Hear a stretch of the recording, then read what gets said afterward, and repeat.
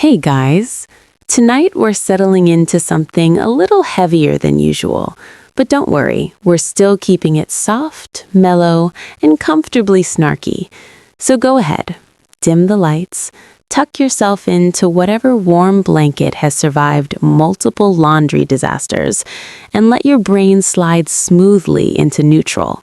Because tonight, we're drifting back through history to look at some of the world's most powerful kings and emperors. And yes, powerful in history usually means the same thing it means on the internet today. People who had way too much free time, way too much authority, and somehow still managed to make questionable life choices. You'll notice a theme, because of course there's a theme. It's royalty. There's always a theme. Usually something between dynastic disaster and family tree shaped like a pretzel. So let's settle in. Take a breath. Let your shoulders relax. And we'll begin with a king who basically speed ran empire building like he was trying to beat a world record in a strategy game. Alexander the Great, the overachiever who never logged off. Let's ease into the story with Alexander the Great, a man who, despite dying at 32, accomplished more than most people who live triple that. And yes, that's the kind of thing that keeps some people awake at night, but not us.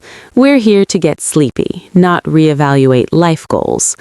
Alexander was born in 356 BCE in the Macedonian court, which is basically ancient history's version of a reality show set in a palace. His dad was King Philip II. Think of him as a loud, overly ambitious warlord who believed that diplomacy was fine, but stabbing was faster. His mother, Olympias, was intense in that maybe don't make direct eye contact sort of way. She claimed descent from Achilles and allegedly kept snakes in her bed as pets. And yes, darling listener, this is where Alexander learned about confidence and developing a personality that could intimidate entire civilizations. When Alexander was about 13, King Philip brought in a private tutor, just your everyday philosopher, Aristotle.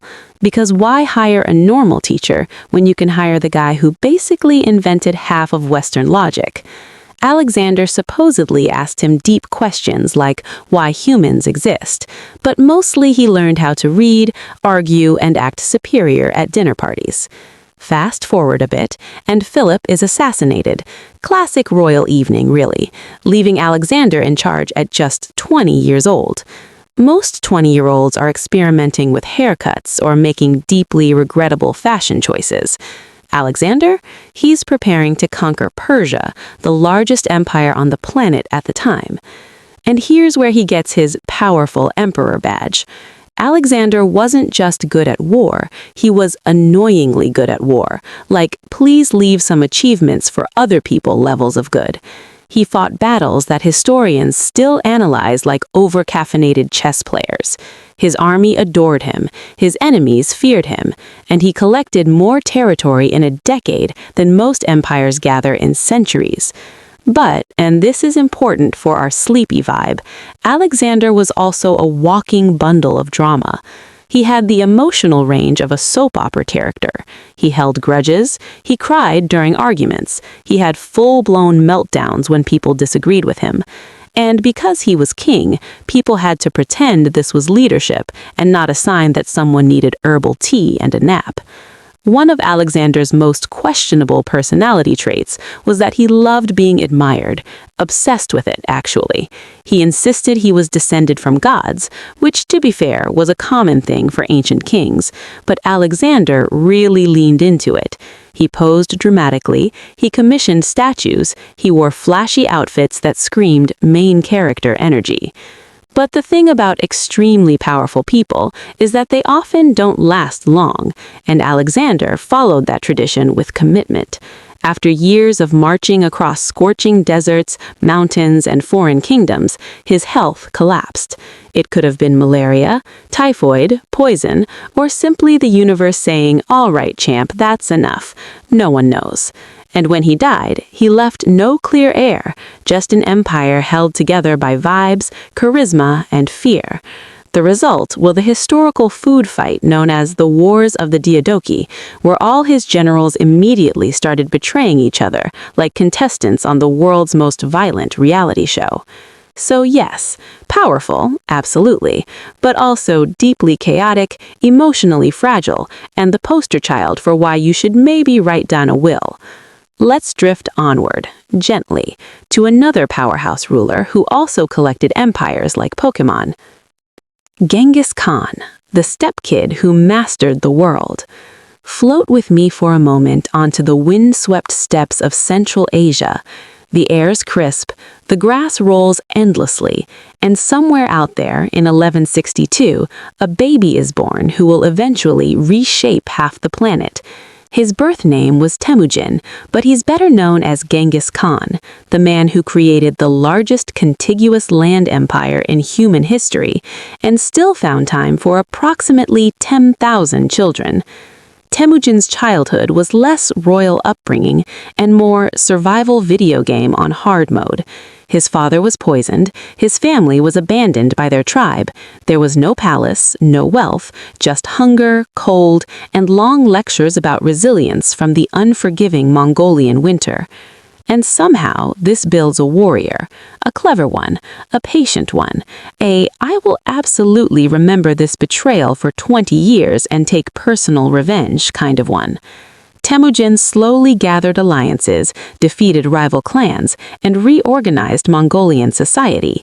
He promoted people based on talent instead of noble birth, because he understood that sometimes the kid from the small, dusty tent is better at leading armies than the guy who's related to someone important. By 1206, he'd unified the Mongols and received the title Genghis Khan, meaning universal ruler, which is a pretty bold choice of nickname, but hey, confidence matters. Genghis's empire grew through strategy, intimidation, and a shockingly efficient postal service. Yes, one of the world's most feared conquerors also invented a mail service. Balance is important. He was ruthless, of course, but he also implemented laws, encouraged trade, and protected diplomacy, unless someone violated it, in which case he responded with the subtlety of a meteor strike. Now, Genghis had many wives, many concubines, and possibly enough children to populate a mid-sized country.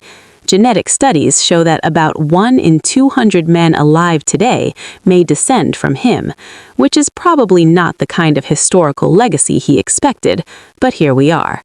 But the fascinating thing about Genghis isn't just his conquering, it's that he did it with almost no luxurious palace life, no fancy wine, no gold-plated bathtubs, just the open steppe, endless travel, and a tent, an empire built from horseback. He died in 1227 under mysterious circumstances. Injury, illness, falling off a horse? But appropriately, nobody knows for sure, because the Mongols kept it secret. His burial place remains undiscovered, which is probably good for the landscape. Humans tend to build tourist centers on top of everything. Genghis's world was vast, wild, and harsher than anything Alexander dealt with. But somehow his empire lasted generations and shaped countries from Korea to Hungary. But let's float forward now and land softly in the world of a man who thought power came from paperwork and disciplined eyebrows.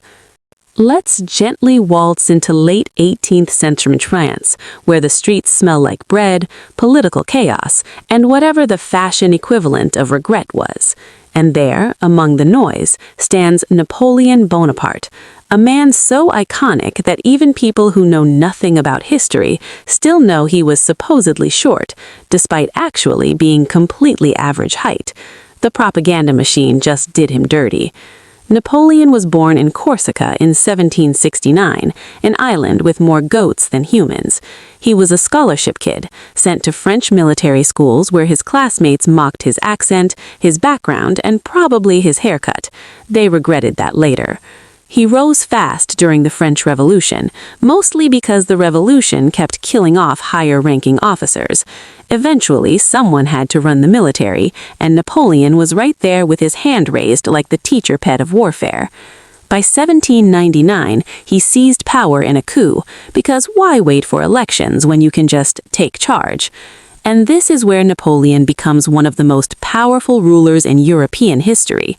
He created the Napoleonic Code, basically a giant rulebook for modern law. He reformed education, the economy, and the tax system. He valued efficiency, order, bureaucracy. He also micromanaged everything like an overbearing manager at a failing bakery.